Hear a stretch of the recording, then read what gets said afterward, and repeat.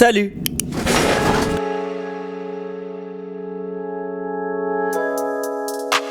Je pense que vous avez dû voir ce qui se passe aux États-Unis, à Los Angeles, depuis ces dernières semaines-là. Les incendies qui se sont propagés. De nombreuses personnes je sais pas s'il y a des morts, sûrement, mais de nombreuses personnes ont perdu leur domicile. Il y a des personnes qui se sont retrouvées à la rue, il y a des personnes qui se sont retrouvées sans rien du jour au lendemain. Et ce qui est particulier dans ces incendies, c'est que la plupart des personnes qui ont perdu des habitations, c'est des personnes qui sont aisées financièrement, c'est des célébrités, c'est un peu tout ça. Même s'il y a pas que ça, mais il y en a beaucoup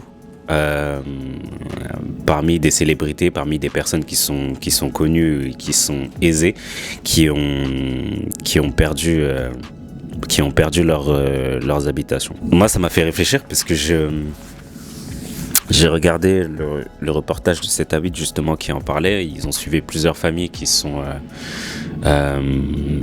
parties sur les lieux de leur domicile et qui ont vu qu'en vérité il restait plus rien. À côté de ça, j'ai vu d'autres vidéos de personnes qui étaient beaucoup moins fortunées sur les réseaux, dont un monsieur que j'avais vu qui m'avait beaucoup touché, qui s'était mis à pleurer parce qu'il avait dit que tout ce qu'il avait construit durant toute sa vie, toute une vie, était parti en fumée littéralement. Et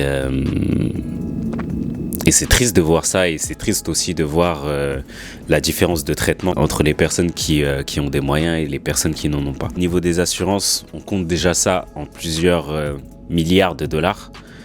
J'ai même vu dans le reportage qui disait qu'il y a même des assurances apparemment qui peuvent... Il y a des personnes qui vont pas avoir la possibilité de pouvoir être dédommagées tellement le préjudice est élevé. Certaines assurances vont se mettre en faillite pour pouvoir ne pas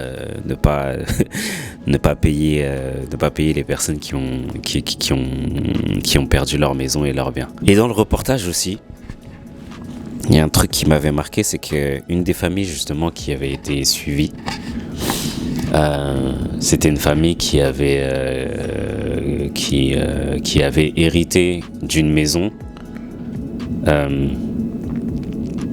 d'une des personnes de la famille, et donc du coup ils n'ont pas eu de souci à pouvoir être relogés.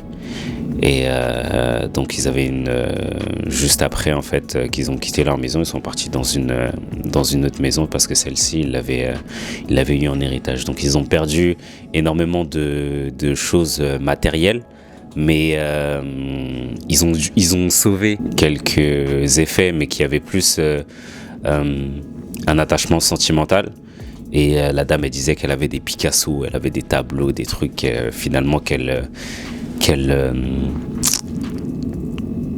ne reverrait pas et que l'assurance ne rembourserait pas. Et quand je vois ce genre de choses, je me dis que l'argent quand même c'est quelque chose d'important, que ça me conforte dans mon idée qu'en vérité j'ai pas le temps en fait. En vérité j'ai pas le temps.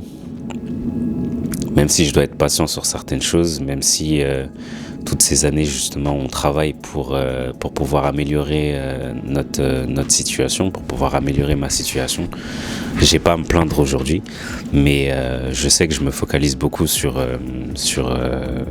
à chaque fois sur l'avenir, et je ne considère pas être à la position que j'aimerais être. Et quand je vois ce genre de choses, je me dis déjà que, bon, comme on dit dans la Bible, temps et événements imprévus arrivent à tous.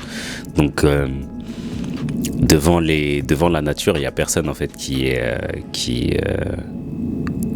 personne n'est à l'abri, que ce soit les riches, que ce soit les pauvres. Mais quand tu n'as pas de moyens, c'est difficile de pouvoir rebondir derrière.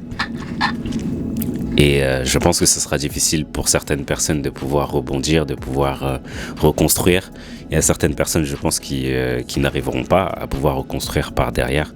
Tout comme cette famille qui, aujourd'hui, qui a perdu sa maison hier et qui en a une aujourd'hui. Ça me conforte dans l'idée que si je veux pouvoir mettre ma famille en sécurité, eh ben, je dois continuer mes efforts pour améliorer ma situation, tout simplement, parce que dans le monde dans lequel on vit, c'est important.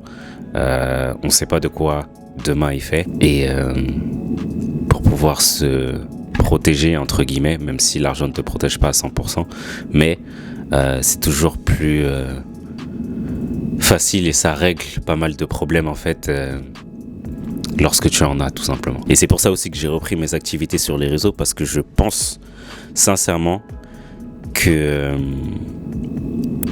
avec certaines choses qu'on peut mettre en place, avec les outils qu'on a à disposition aujourd'hui, tout le monde est en mesure de pouvoir essayer d'améliorer sa situation. À travers cette chaîne et à travers les différents défis que je vais essayer de me lancer, que je me suis lancé déjà, j'ai eu certains résultats. Il y a des choses qu'on va tester ensemble. Il y a des choses qu'en vérité, je sais pas si ça marchera, mais on va les tester quand même.